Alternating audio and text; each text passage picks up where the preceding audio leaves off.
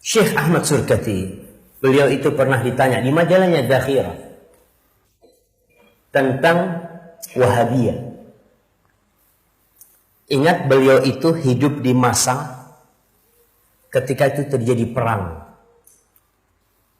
antara Al Saud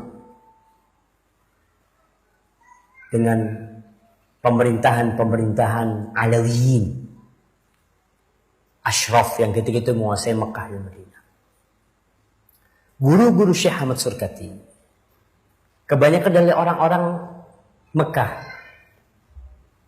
yang mereka mendapatkan informasi yang salah tentang dakwah Syekh Muhammad bin Abdul Wahab.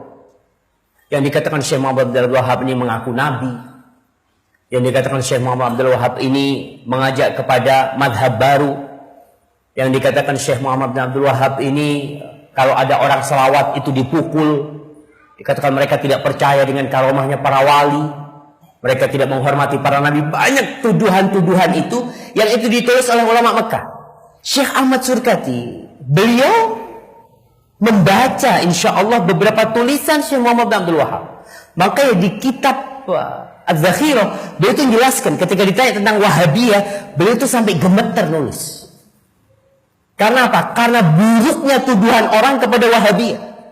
Karena dulu aliran Wahabiyah itu adalah aliran Wahabiyah yang ada di Afrika sana, yang mereka adalah kelompok Khawarij, yang mereka membunuh orang-orang yang tidak bergabung dengan mereka. Itu yang dituduhkan kepada Syekh Muhammad bin Abdul Wahab. Tapi Syekh Ahmad Surkati mengatakan tidak ada yang menghubung aku dengan mereka kecuali yang menghubungkan antara aku dengan orang-orang Islam lainnya, itu Alkitab wa Sunnah. Itu ucapan Syekh Ahmad Surkati.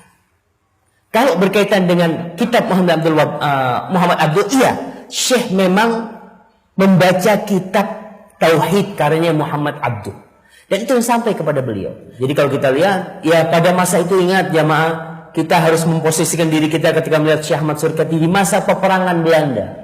Belum merdeka Indonesia. Kitab-kitab sangat sedikit sekali. Informasi yang sampai itu jemaah haji ketika pulang itu dikasih selebaran-selebaran tentang adanya aliran Wahabiyah. Sehingga antum kalau baca, waduh ini sangat takut sekali. Makanya ada seorang yang kerjanya melaknat Syekh Muhammad bin Abdul Wahab. Kerjanya melaknat Syekh Muhammad bin Abdul Wahab. Jadi habis pengajian di India nih, dia mengatakan murid-muridnya, laknatullah ala Muhammad bin Abdul Wahab. Seperti itu setiap kajian. Ada datang orang dari Arab Saudi. Dia ngelihat nih Syekh, kenapa dia mencela Muhammad bin Abdul Wahab. Akhirnya tuh orang bawa kitab Tauhid karya Syekh Muhammad bin Abdul Wahab.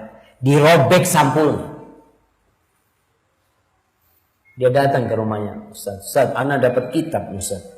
Atau kitab ini bagus apa enggak? Mungkin Ustaz koreksi. Oh iya, sini Ustaz. Dibaca saja. Selesai tanya, kitabnya siapa ini, bagus banget. Ustaz mau coba yang ada sampulnya. Tanya, anak carikan Ustaz. Dibelikan itu. Kata Ustaznya, ini Muhammad bin Abdul Wahab yang kita celah setiap kajian. Iya Ustaz. Laqad zalamna ar-rajul. Kita telah mendolimi orang ini. Maka setiap selesai pengajian, tuh yang tadinya melaknat Syekh Muhammad bin Abdul Wahab dirubah mendoakan Syekh Muhammad bin Abdul Wahab. Makanya kenapa kitab Tauhid karya Syekh Muhammad bin Abdul Wahab itu banyak dicetak di Indonesia, tidak ditulis Muhammad bin Abdul Wahab.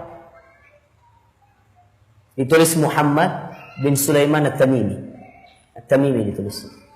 Kenapa? Karena orang kalau Wahab aduh Wahabiyah, enggak mau baca sudah, takut. Karena di benak dia itu ada informasi yang salah.